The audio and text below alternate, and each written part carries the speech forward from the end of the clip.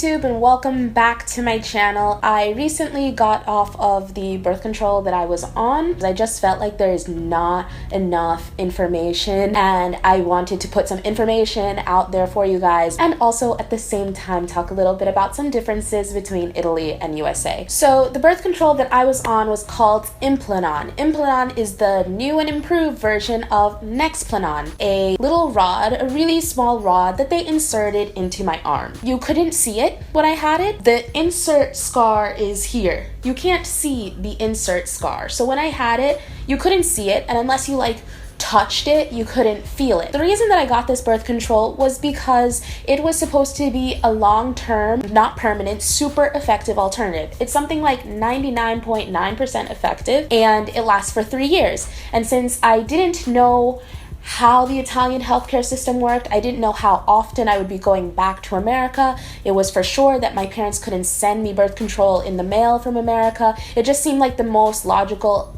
thing to do. My program lasts 3 years, so get a birth control that lasts 3 years. I got it in America. It was covered by my insurance, so it didn't cost me anything to get it, even though the retail price is like $800 to get it and something like $300 to remove it. What happens is you lay down in your gynecologist's room, whatever, and they use there's a needle and the needle makes a hole and then they push the rod thing into your arm. Your arm is numbed. They use local anesthesia to numb your arm so you don't feel anything. So the injection was pretty painless. I didn't have any problems.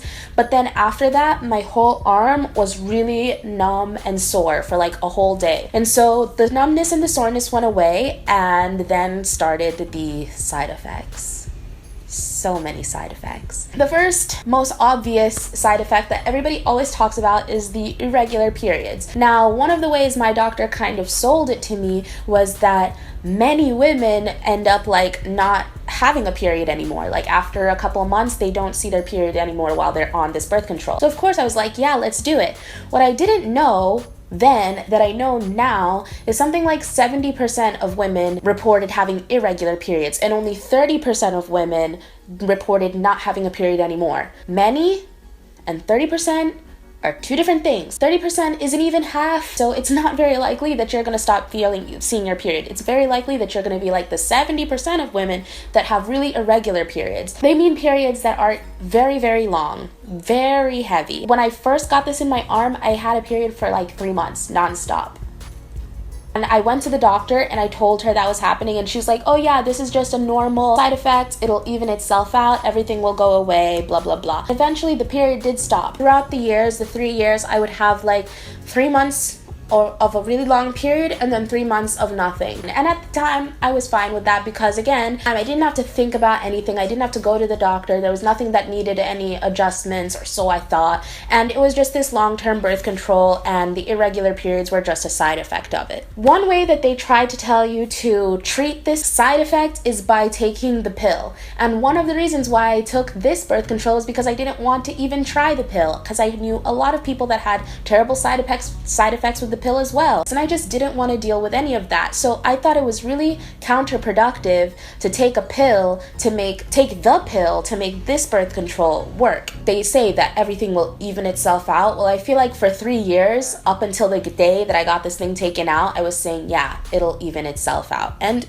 it never really did. And there were other side effects that I didn't consciously connect to this birth control that were definitely connected to this birth control. Another huge side effect was my acne. If you guys have been following me for a while, you know that I have a very bad issue with acne. You guys can see it here on my neck, I have it on my back, and I had it really, really badly on my face. I had always had acne as a teenager. It was never that bad. I would get a pimple here and there, and then I'd use some Proactive, and it would calm down. Same thing on my chest, and no, I actually never had anything on my back until this thing.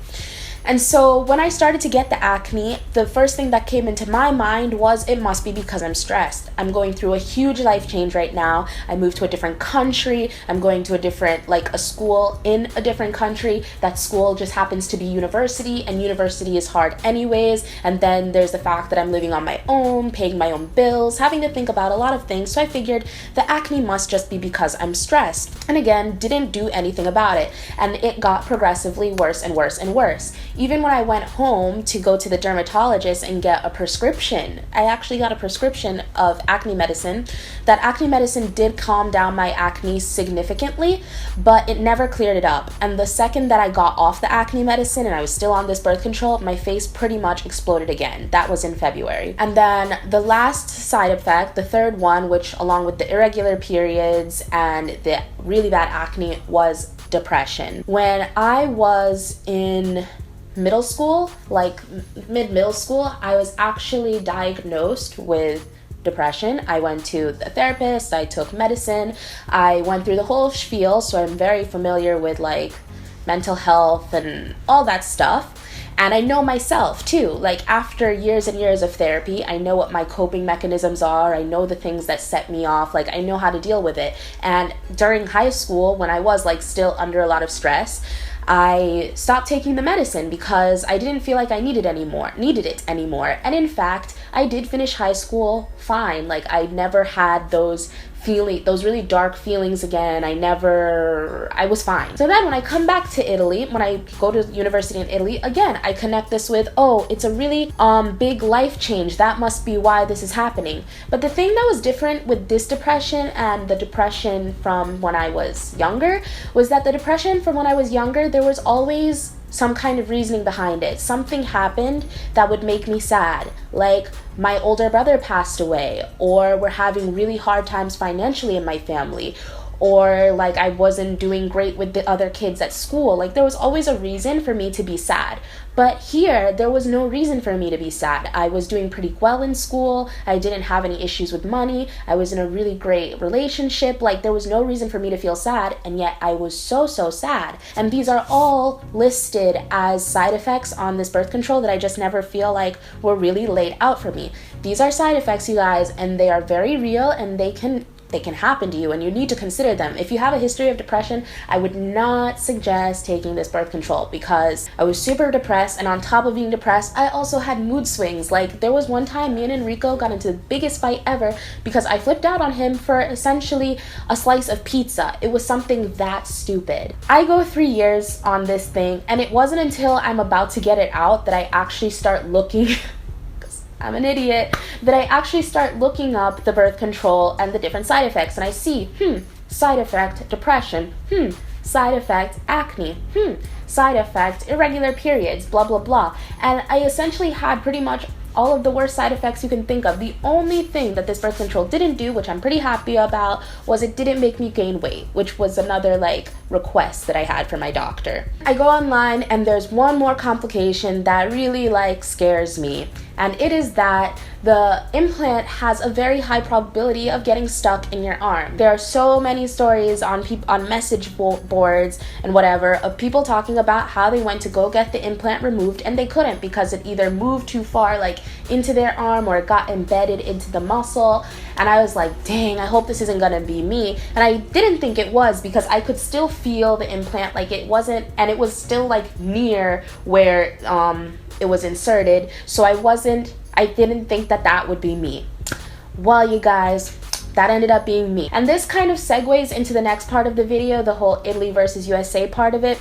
First of all, I had to find a specific doctor in Italy to be able to take this out because they don't even use this in Italy. The first big difference between America and Italy when it comes to birth control is where in America you have like catalogs and catalogs of different birth control options to choose from. When I was going to look at birth control, there was at least like 15 options for me. In Italy, you'll have maybe 5. You'll have the pill, you'll have the patch, and you'll have Nexplanon, not Implanon. You'll have the version before. So I had to search for a doctor that had experience with Nexplanon, and there was only like a handful of them in all of Milan, which is a big Italian city. And when I did find the doctor that was able to do that, there were none of them that were public. If you want to get something like this in Italy, you have to have private healthcare. Quantity is one big difference. Another difference is the cost. Remember how I told you that this birth control costs $800 in the States to put in and $300 to get out? Well, here it cost, I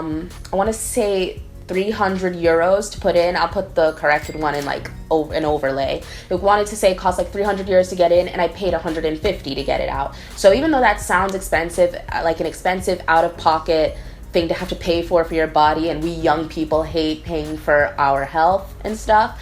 Comparatively, that was way lower than in the States. I was not going to be able to do something like that in the States. In the States, if I didn't have health insurance, I'd probably just have to sit around with this thing in my arm, continuing to give me these terrible side effects. Just think about like every PMS side effect that you have over a span of 3 months, because I think that's what happened to me. Like when I have my period, I do break out a bit. When I have my period, I do get a bit moody. And so it was like having all of those PMS symptoms for the whole 3 months that you had your irregular period that this thing brings on. Finally, I get to the doctor, and the private doctor, because this wasn't available publicly. And before I go ahead and like sing all my praises to Italian healthcare, although I had a great experience, I have to point out that it was because I went with a private doctor. Enrico had dislocated his finger a few weeks before this all happened by accident, and he ended up going to the public doctor here, and it was like 3 parts of a visit. It was like 3 different things that he had to do. First, he had to go to the emergency room to get his finger put back into place, which was okay, and I don't think they made him pay for that. Then he had to make 2 separate appointments, an appointment to get x-rays done and an appointment to get the splint off, but one had to be done before the other. When he went to the public place, not only did he have to wait hours just to speak to somebody about his issue, but when he spoke to them, they told him that the thing that he had to do afterwards, they had an appointment for that in 3 weeks, and the thing that he had to do before, they had that 2 weeks after that. So like he could have gotten the thing that was supposed to be done later before, but still not tomorrow, 2 weeks from now, and the other thing like a month later. It didn't make any sense. And mind you, he was only supposed to have this splint on for 14 days. So regardless, it would have gone way over the time he was supposed to have it. And he had to pay for it.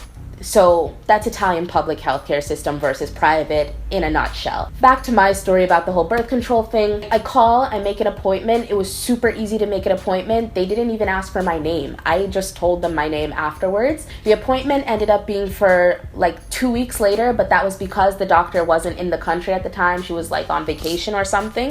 I go there the day of my appointment, and it's a really nice like doctor's office. I had to wait a little bit, and I was only annoyed by that because I had a flight to catch at 1 and my appointment was at 9, and by like 9:30 I still wasn't in there.